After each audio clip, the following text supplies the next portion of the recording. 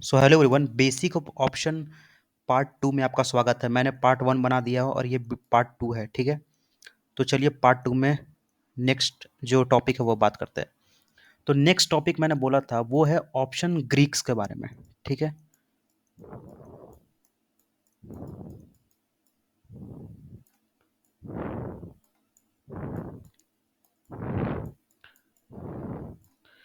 Option Greek के बारे में बात करते हैं।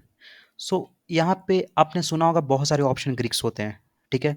फॉर एग्जांपल हो गया डेल्टा हो गया हमारा, उसके बाद गामा हो गया, उसके बाद रो हो गया, उसके बाद हमारा वेगा हो गया, उसके बाद हमारा थीटा हो गया।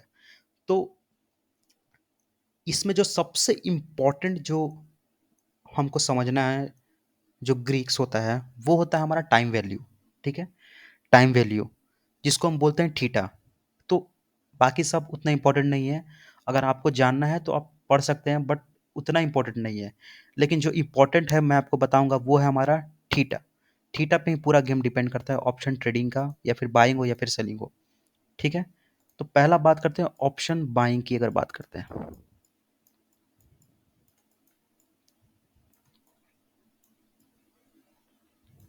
ठीक है।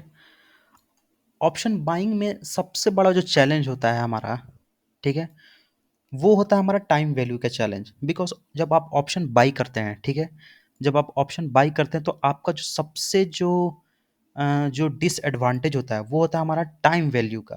बिकॉज ऑप्शन जब हम बाई करते हैं, प्रीमियम का कॉस्ट दे के बाई करते हैं जब ऑप्शन हम, ठीक है, प्रीमियम जब बाई करते हैं हम, तो क्या होता है कि ड्यू टू थीटा डीके, यहाँ पे एक कॉन्सेप्ट है होता है हमारा थीटा डीके, ठीक है। थीटा डीके क्या बेसिकली बताता है? थीटा डीके ये बताता है कि जो ऑप्शन है उसमें बहुत सारे कंपोनेंट होते हैं, ठीक है। फॉर एग्जांपल हो गया टाइम वैल्यू हो गया, दूसरा हो गया हमारा वोलेटिलिटी हो गया, तीसरा इंटरेस्ट रेट्स कैसे चल रहे हैं वो हो गया। तो ये सब जो होते हैं वो ऑप्शन का जो प्राइस होता है उसमें मिला हुआ रहता है, उसमें इंक्लूडेड होता है ये सारे चीज़। उसमें से सबसे इंपॉर्टेंट फैक्टर होता है हमारा थीटा डीके। अब थीटा डीके का मतलब क्या होता है कि थीटा डीके का मतलब क्या होता है कि जैसे-जैसे टाइम बीतता जाएगा, जैसे-जैसे हमारा, जैसे-जैसे सपोज़ ये एक्सपायरी का दिन है, ठीक है? सपोज़ ये एक्सपायरी का डे है। तो जैसे-जैसे ऑप्शन का जो प्राइस है, वो एक्सपायरी के करीब आता जाएगा, ठीक है? टुवर्ड एक्सपायरी आता जाएगा। वैसे-वैसे ऑप्शन का जो टाइम वैल्यू है, वो गिरता जाएगा। मतलब ऑप्शन का जो प्राइस है, वो कम होता जाएगा और एक्सपायरी पे फाइनली ऑप्शन का प्राइस कितना हो जाता है? 0 हो जाता है, ठीक है? वो पूरा डिके हो जाता है। तो यहाँ पे जो सबसे इम्पोर्टेंट चीज़ है, इसीलिए क्या बोलते हैं हम कि जब भी आप ऑप्शन बायर हो, ठीक है, तो वहाँ पे आपको मोमेंटम देखना है। ऑप्शन बायर में आपको क्या देखना है? ऑप्शन बाइंग में आपको मोमेंटम देखना है, ठीक है। तो अगर ऑप्शन आपको अगर ऑप्शन बाइंग में पैसा कमाना है तो आपको क्या देखना है? मोमेंटम देखना है, ठीक है। आपको मोमेंटम देखना है ऑप्शन बाइंग में। तो समझ में आ गया थीटा डीके क्या होता है। थीटा डीके बेसिकली क्या होता है? थीटा डीके का मतलब होता है हमारा, थीटा डीके का मतलब होता है कि ऑप्शन का जो प्राइस होता है वो बेसिकली क्या होता है? घटते रहता है। वो जैसे-जैसे एक्सपायरी के हम करीब जाते हैं, ऑप्शन का प्राइस गिरते रहता है, गिरते रहता है, गिरते रहता है। उसका टाइम वैल्यू कम होते रहता है, कम होते रहता है, कम होते रहता है। इसीलिए जब आप ऑप्शन खरीदते हो और थोड़ा-सा भी मार्केट वहाँ पे रुकता है, ठीक है, थोड़ा-सा भी मूवमेंट नहीं करता है, थोड़ा-सा भी वहाँ पे कंसोलिडेट करता है, तो आप देखते हो कि ऑप्शन का प्राइस घट रहा है।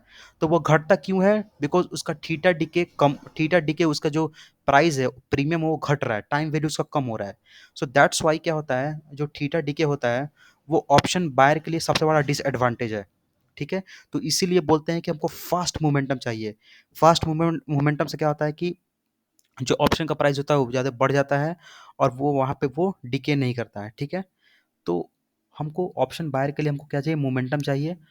और इसका अपोजिट अगर बात करें, ऑप्शन सेलर की बात करें, ठीक है। ऑप्शन सेलर क्या होता है? ऑप्शन सेलर में एक बहुत ही ज़्यादा एडवांटेज क्या है ऑप्शन सेलिंग का, ठीक है। यहाँ पे अगर बात करते हैं हम, जो ऑप्शन सेलिंग है, ठीक है, ऑप्शन सेलिंग का जो सबसे बड़ा डिसएडवांटेज है यहाँ पे कि इसमें जो आपका टाइम फैक्टर है ना, ये जो टाइम फैक्टर है, जो थीटा है, ये आपके फेवर में रहता है, ठीक है। तो ये जो थीटा है आपके फेवर में रहता है, ठीक है। तो ऑप्शन सेलर जो होते हैं वो बेसिकली चाहते हैं कि मार्केट वहीं पे रुका रहे ताकि ऑप्शन गल जाए और फाइनली वो ज़ीरो हो जाए ताकि वो ऑप्शन सेलर पैसा कमाए। अब ये लोग पैसा कमाते कैसे हैं, ठीक है? चलिए बात करते हैं ऑप्शन सेलिंग और ऑप्शन बायर पैसा कैसे कमाते हैं, हाउ दे मेक मनी, ठीक है? सो पहला बात करते हैं ऑप्शन बायर की बात करते हैं, ठीक है? ऑप्शन बायर की बात करते हैं। सपोज़ सपोज़ बैंक निफ्टी चल रहा है 48,000, ठीक है? बैंक निफ्टी 48,000 चल रहा है और सपोज़ हमने 48,000 का कॉल ले लिया हमने कितना? सपोज़ इसका हमने कॉल ले लिया 30 रुपये का, ठीक है? 30 रुपये कॉल ले लिया। अब मार्केट सपोज़ यहाँ पे कंसोलिडेट कर रहा है मार्केट, ठीक है? 48,000 के नीचे कंसोलिडेट कर रहा है। अब जैसे ही इसने ये 48,000 को ब्रेक किया, हमने 30 रुपये का कॉल ले लिया। तो ये जैसे ही ऊपर ब्रेक किया तो हमने 30 रुपये का कॉल ले लिया। अब सपोज़ ये 30 का 60 हो गया, ठीक है? तो और जो लॉट साइज़ होता है, ठीक है? हम जानते हैं कि ऑप्शन का जो कॉन्ट्रैक्ट होता है उसमें लॉट साइज़ होता है। तो बैंक निफ्टी का लॉट साइज़ कितना होता है? 15, ठीक है? तो हमको कितना प्रॉफिट हुआ? हमने कितना प्राइस पे लिया टोटल? टोटल हमने लिया 15 into 30 which is equals to 455, ठीक है? और प्रॉफिट कितना हुआ हमको? 30 रुपये प्रॉफिट हुआ, ठीक है? तो हमारा जो प्रॉफिट कितना हुआ? 450, यानी कि हमारा जो ऑप्शन है वो डबल हो गया, ठीक है? तो हमारा प्रॉफिट हो गया 100%। सो ऐसे ही क्या होता है, ठीक है?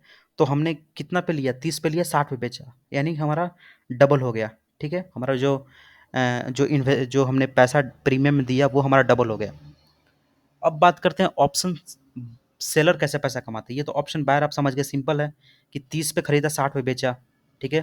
तो ये डबल कर लिया हमने, ठीक है? प्रॉफिट कमा लिया। अब अगर बात करते हैं ऑप्शन सेलिंग की बात करते हैं, ठीक है? तो ऑप्शन जो सेलर होते हैं वो कैसे पैसा कमाते हैं, ठीक है?